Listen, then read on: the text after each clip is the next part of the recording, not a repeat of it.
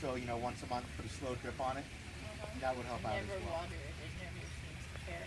Yeah, I'd keep something into it just because beetles, other insects are going to attack trees that are stressed, you know, that are already undergoing some things there. So that'd be something I'd look into as well. What is a tortoise beetle? It's a boring beetle. It'll go in there and it'll bore. Harmless looking thing that eats the leaves, but it also drops black stuff all over the patio, and they fall in your hair sometimes when you're sitting. Do they look like tortoises? Is it large? No, they're kind of They're gray small. and slightly speckled, like a enlarged ladybug. Yeah, the UC Davis website. That's a fantastic website. A lot of information on there as well. Any other questions? There was actually an article in today's paper about trees, and there was a question in there about trees that are like weeping or bleeding, or they have some sort of brown discharge.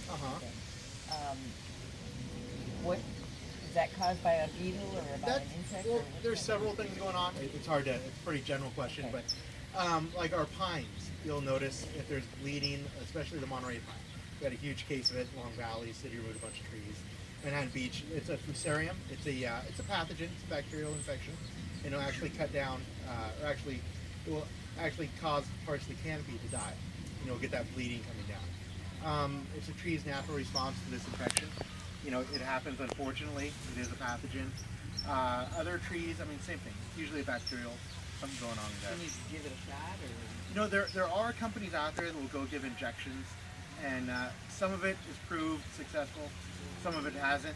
You really need to locate, specify exactly what tree we want to diagnose, and then we could determine the best management practice from that point. Are there any trees for this area that are drought tolerant and insect resistant? The perfect tree. No, certain pines are more susceptible. For instance, the Monterey pine, they're more susceptible to the pine bark beetle, to fusarium, to things like that. Your Canary Island pine, those aren't susceptible, so those are a little more hardier. So you just really, when we talk about right tree, right spot, really want to research what is it that we want to achieve by planting that tree. We want a smaller canopy. The Arbutus marina, that's one of my favorites. It attracts hummingbirds, has that pink flower to it, has that red cinnamon bark trunk structure to it. That's fairly doing well in the South Bay right now. So I'd look into that. But we want to think about what is our goal when we're planting that tree there. Is it provide some privacy from our neighbor at that point? Is it, provide shade?